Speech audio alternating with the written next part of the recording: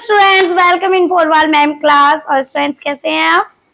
अच्छे होंगे, हमेशा की तरह अच्छे ही रहने भी चाहिए। तो बहुत दिनों के बाद, एक लंबे से गैप के बाद आज हमारा फिर से कमबैक हुआ है अपने नए वीडियो में नए चैप्टर के साथ। तो आज का जो हमारा चैप्टर है ये काव्य का है, काव्य से लिया हुआ है। इस चैप्टर में हम रस खान जी के सवैया के बारे में यहाँ पर पढ़ेंगे। तो थोड़ा सा रस खान जी के बारे में बता देते हैं। जो रस खान जी हैं, इनका असली नाम जो नाम था वो रस खान नहीं था। असली नाम इनका जो था इब्राहिम सैयद जी था। ये एक मुस्लिम परिवार से थे, पर कृष्ण भक्ति में इतने डूबे हुए थे, कृष्ण रस में डूब गए थे, इसलिए उसके बेस पे इनका नाम रस खान कर दिया गया। लोगों ने इनको मतलब रस खान बोलने लगे थे। दूसरा था जो हमारे गोस्वामी जो विठल नाथ जी हैं, वो इनकी कृष्ण भक्ति से, भगवत भक्ति से इतने प्रसन्न हुए कि उन्होंने इन्हें अपना शिष्य बना लिया। इनके बारे में ऐसा भी कहा जाता है कि श्रीनाथ जी मंदिर में इन्हें कृष्ण जी के साक्षात दर्शन भी हुए। इनका जन्म 1548 में के आसपास हुआ था। ये एक मुस्लिम राजवंश से संबंधित है। चलिए, इतना तो हमने रस खान जी के बारे में बता दिया। आज ये जो लिए गए हैं ये छंद हैं, दोहे जो होते हैं, ये 11-13 मात्राओं से संबंधित होते हैं। अच्छा, ये मात्राएं कैसे पता चलेंगी 11-13, तो हम इसके लिए एक नया वीडियो बनाएंगे। बस थोड़े टाइम की कमी होने के कारण मेरे वीडियो कुछ लंबे लंबे गैप के बाद आपको मिलते हैं। तो कोशिश यही रहेगी कि अपना वीडियो जो मैं हूँ टाइम टू टाइम मैं आपको देती रहूँ। तो फिलहाल हम टाइम को वेस्ट नहीं करेंगे, हम अपना चैप्टर स्टार्ट करते हैं। तो हमारा जो आज चैप्टर है रस खान जी का सवैया। अच्छा, थोड़ा सा हम इसमें जो दिया हुआ है, इस काव्य में जो दिया हुआ है पद में, वो बताते हैं। तो यहाँ है रस खान जी ये कह रहे हैं, उनकी एक इच्छा है, अपनी इच्छा जाहिर कर रहे हैं कि यदि मेरा जन्म मानव के रूप में, मनुष्य रूप में हो तो कहाँ पर मैं निवास करूं? ब्रज में निवास करूं। दूसरा उन्होंने बोला है कि यदि मेरा जन्म पशु के रूप में हो तो कहाँ हो उनका मन? जो नंद जी की गाय थी उनके बीच में। अभी मैं शॉर्ट में समझा रही हूँ। तीसरा उनकी इच्छा होती है यदि मेरा जन्म मानव पशु के अलावा पत्थर के रूप में हो तो वो कहाँ हो? वो वही पत्थर पर हो, पहाड़ पर हो, जहाँ कृष्ण ने जिसे अपने छत्र के रूप में धारण किया था। चौथी इच्छा होती है कि यदि मैं पक्षी बनूं तो उस कदम की पेड़ की डालियों पर बैठूं जो यमुना के किनारे पर था। ठीक है, तो ये तो हमने शॉर्ट में समझा दिया। अब इसी के साथ हम अपना इसको डिटेल में लाइन वाइज लाइन समझाएंगे। पहले आप इसको एक बार देखिए। अब देखिए, मानुष हूं तो वही रस खानी, बसो ब्रज गोकुल गांव के गंवारन। अच्छा, मानुष मिस हो गया, मनुष्य से रस खानी जी। तो वो ज्यादातर जो जितने भी कवि होते हैं वो अपना नाम जरूर 1-2 बार लेते हैं, अपने आप को भक्त दर्शाने के लिए, भक्त है अपनी इच्छा को के लिए। रस खानी बजो ब्रज गोकुल गांव के, गोकुल तो गोकुल गांव है ही, और ग्वारन मीन्स ग्वाले। वो कहते हैं रस खान जी, यदि मुझे मानव का जन्म मनुष्य जीवन मिले तो मैं रस खान उसी ब्रज गांव में उन्हीं ग्वालों के बीच बसना या निवास करना चाहता हूँ। यदि जो पशु हूं तो, यदि इसके अलावा मैं पशु बनूं तो कहा बस मेरो चित्त। तो यह मेरा जो मन है, मेरा जो चित्त है, नित्य नंद की धेनु, धेनु मीन्स गाय, मजारन मीन्स बीच में चरना। तो मैं ये जो, अगर मैं पशु बनूं तो जो नंद बाबा की, जो नंद यानी कृष्ण जी के जो बाबा थे, उनकी गायों के बीच में ही चरता रहूं, उनमें ही मेरा मन रमा रहे। पाहन हूं तो वहीं गिरू, को जो कियो हरि छत्र पर धारण। ठीक ना, यदि मैं पहाड़ बनूं, पत्थर बनूं तो उसी गोवर्धन पर्वत का अंग बनूं। गोवर्धन पर्वत जैसे कि जब वो कृष्ण भगवान जिसे अपनी छोटी उंगली पर धारण करते, जब इंद्र देवता क्रोधित होकर वर्षा कर देते हैं तो उसे पूरे गांव को बचाने के लिए अपनी जो छोटी उंगली है उस पर वो गोवर्धन पर्वत को धारण करते हैं। तो जो रस खान जी कहते हैं यदि मैं पत्थर बनूं तो उसी गोवर्धन पत्थर पहाड़ पर ही का ही एक अंग बनूं, जिसे इंद्र के कोप से बचाने, यानी इंद्र के कोप से, क्रोध से बचाने के लिए श्री कृष्ण ने छत्र के रूप में धारण किया था। छत्र के रूप में मतलब एक छाता बना रखा था जिसके नीचे संपूर्ण गांव 1 हफ्ते तक पूरा रहा था। यदि मैं पक्षी बनूं, यमुना के तट पे कदम्ब की डाली के बीच अपना बसेरा बनाऊं, इस प्रकार मैं ब्रज भूमि से नाता बनाए रखना चाहता हूं। तो यहाँ पर जो रस खान जी है वो ये कहते हैं, यदि मैं पक्षी बनूं, पक्षी बनने से मतलब है कि यदि मैं पक्षी बनता हूँ, उन्होंने बताया इंसान बनूं तो मैं वहां ग्वालों के बीच निवास करूं, यदि पशु बनूं तो मैं गायों के बीच निवास करूं, और यदि पत्थर बनता हूं तो मैं गोवर्धन पर्वत का ही एक अंग बनूं। अगर इन तीनों के अलावा भी अगर मैं नहीं बनता, तो अगर मैं पक्षी बनता हूं तो इनकी इच्छा होती कि यमुना के तीरे, यानी यमुना के किनारे जो कदम्ब का पेड़, कदम के पेड़ पर इनकी काफी क्रीड़ा है, जैसे कि वस्त्र चीरण वाला हमने सुना है, गोपियों का ये वस्त्र वगैरह, तो कदम्ब की यमुना के किनारे जो कदम का वृक्ष लगा हुआ है, तो इनकी इच्छा ऐसी है यदि मैं पक्षी बनता हूं तो वो जो पेड़ कदम्ब का है उसकी डालियों पर ही बने। सब मिलाकर ये इस पद में यही कहना चाहते हैं कि मैं जो भी बनूं, किसी भी प्रकार का कोई भी जीव बनता हूं, तो हर प्रकार से मैं किसमें निवास करना चाहता हूं, ब्रज में ही रहता हूं। मतलब कहने का तात्पर्य ये है, मुझे तीनों लोगों के सुख नहीं चाहिए, सारे सुखों को मैं त्याग करूंगा, बस मुझे क्या चाहिए, ब्रज की धूल चाहिए, ब्रज में ही निवास चाहिए, किसी भी रूप में चाहिए, इन्हें किसी भी तीनों लोगों का कोई भी लोभ नहीं है। तो इस पद में ये दिया होता, तो आप इसका एक बार अच्छे से स्क्रीनशॉट ले लो, इसके बाद मैं अपना दूसरा यहाँ पर आपको राइट कर देकर आती हूँ, तब तक आप इसको देखिए। इसके बाद थोड़े से क्वेश्चन हम इसी पद के आपको बताते हैं, उसके बाद हम अपना सेकंड पद यहाँ पर राइट करेंगे। ओके स्टूडेंट्स, चलिए अब इससे संबंधित कुछ क्वेश्चन हम आपसे करते हैं। तो पहला है, रस खान अगले जन्म में कहाँ निवास करना चाहते हैं, ब्रज में निवास करना चाहते हैं। रस खान पशु बनकर कहाँ रहना चाहते हैं, ब्रज में चाहते हैं, ठीक। रस खान जी पक्षी के रूप में क्या कल्पना करते हैं, रस खान जी पक्षी के रूप में कल्पना ये करते हैं कि वो उसी मतलब यमुना के तीर पर, यानी तीर मीन्स किनारे पर जो कदम का पेड़ है उस पर ही, उसकी डालियों पर बैठकर वो वहां के नजारों को देखना चाहते हैं। मनुष्य के रूप में जन्म लेने पर उनकी क्या इच्छा है, रस खान जी अगले जन्म चाहते हैं कि यदि मुझे अगला जन्म मानव का मिलता है तो वो चाहते हैं कि उन्हीं ग्वालों के साथ ही वो रहें जिनके साथ कृष्ण जी रहा करते थे। अच्छा, कवि पशु योनि में किस रूप में जाना चाहता है, किस रूप में जाना चाहता है, गाय के रूप में, धेनु, ठीक। कवि पत्थर क्यों बनना चाहता है, उस गोवर्धन मतलब सब मिला के, क्योंकि अगर वो पत्थर भी बनता है तो गोवर्धन जो पर्वत उन्होंने अपनी इस छोटी सी उंगली पर छिंगुल पर जो धारण किया था उसका ही एक अंग बनने के लिए। चलिए तो यहाँ पर ही हम फिनिश करते हैं, अपना नया जो पद है उसको हम थोड़ी देर में राइट करके आपको फटाफट दिखाते हैं।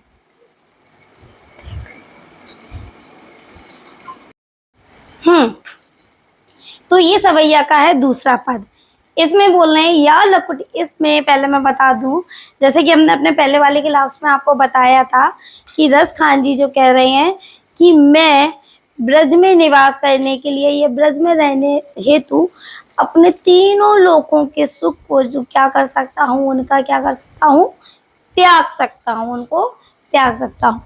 तो यहाँ पर उसी के आगे का दिया हुआ, या लकुटी अरु कमरिया, लकुटी मीन्स लाठी, अरु कमरिया, अरु मीन्स और, कमरिया मीन्स और कम्बल होता है, पर राज तिहु पुर को तजी डारो, यानी वो कह रहे हैं रस खान जी कि कृष्ण की लाठी और कंबल को प्राप्त करने के लिए वो तीनों लोगों के जो सुख होते हैं उसको क्या कर सकते हैं, अपने तीनों लोगों के सुख को, राज्य को वो क्या करते हैं, त्यागना चाहते हैं। पर क्या नहीं त्यागना चाहते?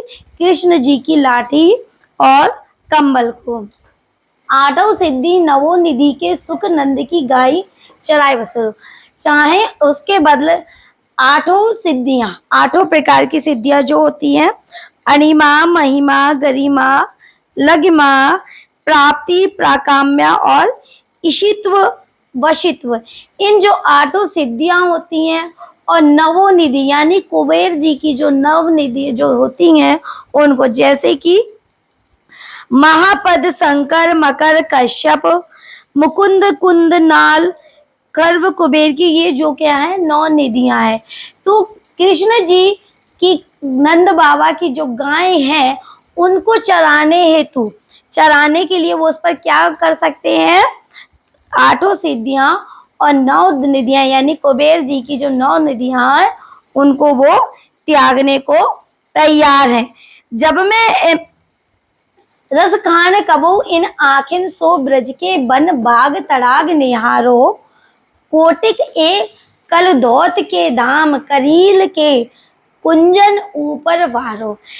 यहाँ पर रस खान जी कह रहे हैं कि जब से मैंने अपनी इन आंखों से, जब से मैंने अपनी इन आंखों से ब्रज प्रदेश के वन बाग बगीचे, तड़ाग मीन्स तालाबों को देखा है, कोटिक एक लौत, तब से मेरा क्या है, जो एक मेरा ये जो मन है वो कर रहा है कि करील का एक पेड़ होता है उस पे ये जो दिया हुआ है कुंजन, यानी एक पेड़ पर उगने वाला एक दाना होता है, तो चाहते हैं कि मैं उस कुंजन की ऊपर वारूं, मतलब उस पेड़ पर एक दाने के समान जो कुंजन है वहां पर जैसे वो उगता है उसी पेड़ पर मैं बैठूं, कुंजन ऊपर बहारूं, यानी उन पेड़ों पर बैठ कर क्या करूं?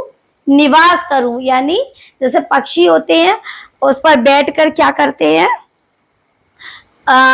पक्षियों दूर, जैसे हम लोग छत पर बैठते हैं तो हमें दूर दूर के दृश्य दिखाई देते हैं, तो वो भी चाहते हैं कि हम उन प्रदेश के, जो ब्रज के प्रदेश के जो वन बाग हैं उनके पेड़ों पर बैठकर दूर दूर की चीजों को मैं क्या करता रहूं?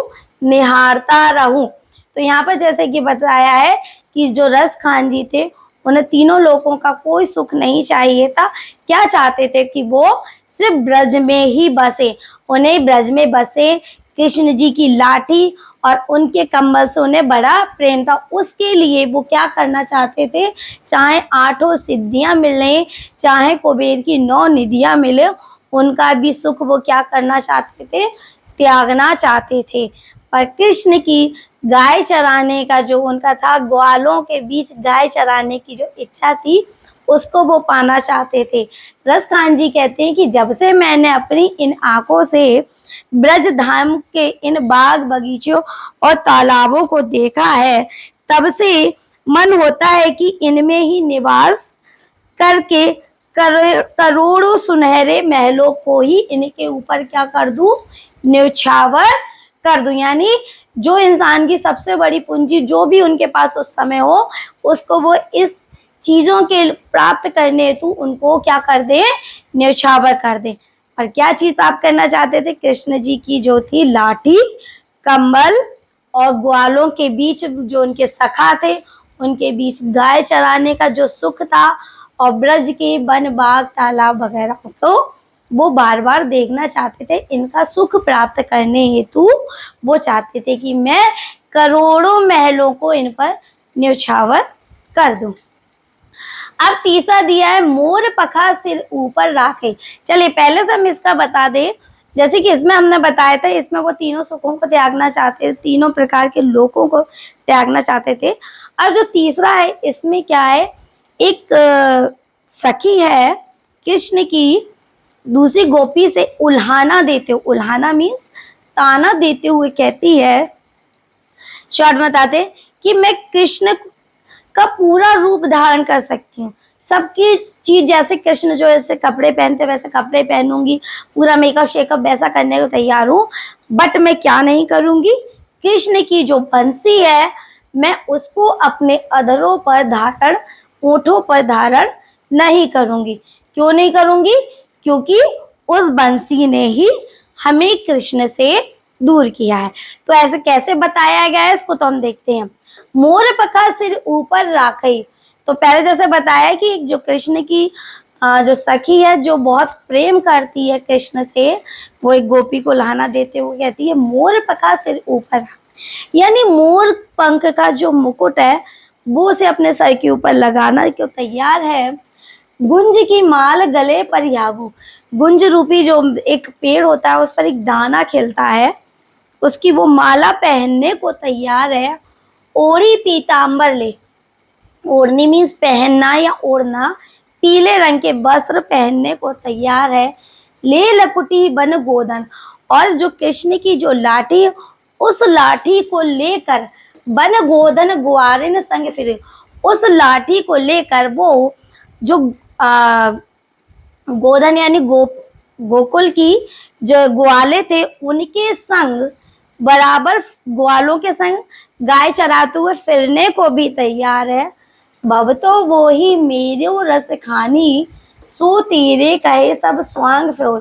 तो रसखान जी कहते हैं कि मैं सब प्रकार के स्वांग रचने को तैयार हूं, यानी पूरा जो स्वांग मीन्स जो पूरा रूप है कृष्ण जैसा रचने रख, मतलब जैसा भी कहते हैं ना, जैसे आपने देखा होगा सीरियल में, मूवी में, मतलब किसी कैरेक्टर को जब मूवी बनाते हैं तो उसी ऐसा दूसरा जो हम एक्टर लिया होता है उसका हम उसी के जैसा उसका मेकअप कर देते ताकि फेस मिलता जुलता रहे।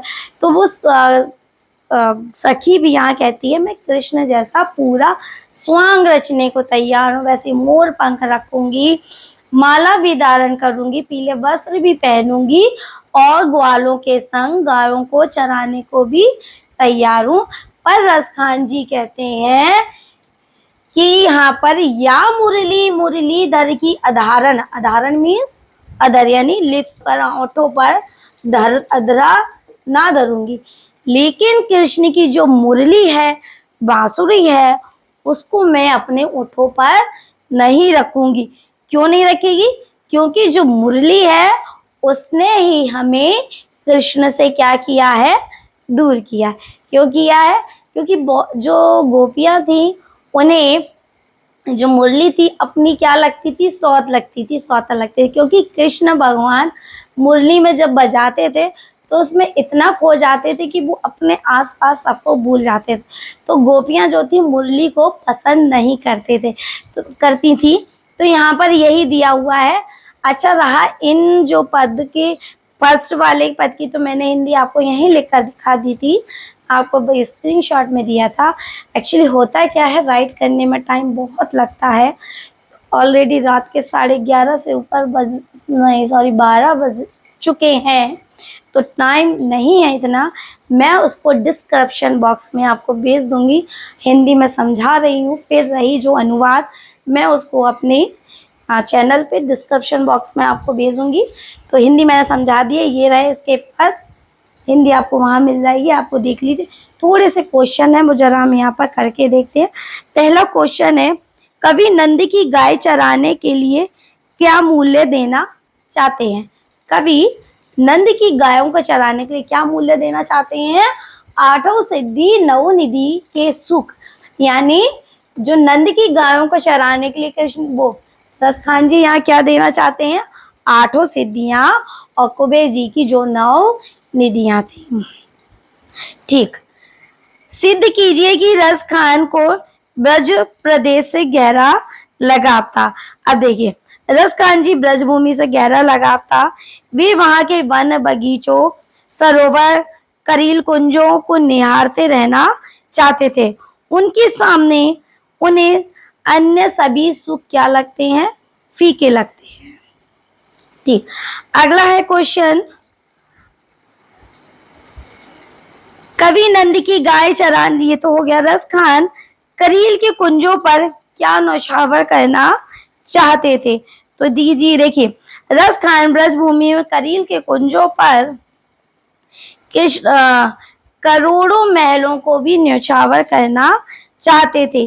कारण है कि कृष्ण की जो लीला भूमि होने के कारण उन्हें कुंजों से में कृष्ण के होने का सुख मिलता था, कि उन्हें मतलब ऐसा अनुभव होता था कि जो कृष्ण है वो ब्रज में अभी भी निवास कर रहे हैं।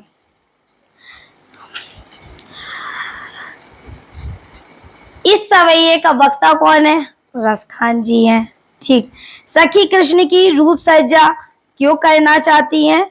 क्यों करना चाहती हैं? क्योंकि रसखान को रिझाने के लिए, सॉरी, कृष्ण को रिझाने के लिए। गोपी बांसुरी को अपने होठों पर क्यों नहीं रखना चाहती है? क्योंकि उसे बांसुरी में अपनी क्या नजर आती है? सौत नजर आती है। ठीक। गोपी कृष्ण के किन किन रूपों को धारण करना चाहती है? ये बता दिया किन किन रूपों। मोर पंख रखेगी, उनके वस्त्र धारण करेंगी, तो वही सब करने को तैयार थी। मोर मुकुट, गुंजों की गरमाला, पीले वस्त्र, लाठी धारण करना चाहती है। या मुरली मुरलीधर में अलंकार की कौन सा अलंकार है? तो यहाँ कौन सा अलंकार है? या मुरली मुरलीधर, मुरली मुरली, यानी 2 बार मुरली मुरली आए हैं, तो यहाँ दोनों मुरलियों का क्या है? अलग अलग अर्थ है। जब एक ही शब्द 1 से 2 अधिक बार आता है बट उनका अर्थ जब अलग अलग होता है तो वहां कौन सा अलंकार होता है? यमक अलंकार होता है। तो यहाँ जो पहला मुरली है वो मुरली के लिए लिया गया और दूसरा मुरलीधर यानी मुरली को धारण करने वाले कृष्ण के लिए बोला गया। तो यहाँ क्या हुआ? ये कौन सा अलंकार हुआ? यमक अलंकार हुआ। ठीक। इस सवैये में अपने मन की बात किसने कही और किससे कही?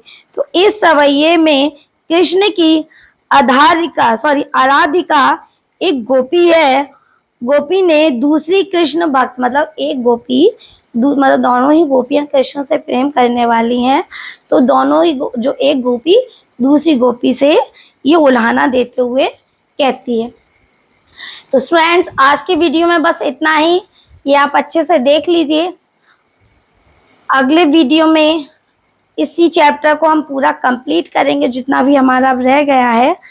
तो नेक्स्ट वीडियो में फिर मिलते हैं आपको अपने बाकी का जो इनकम्प्लीट चैप्टर है कंप्लीट करने के लिए। Okay students, take care, have a nice day.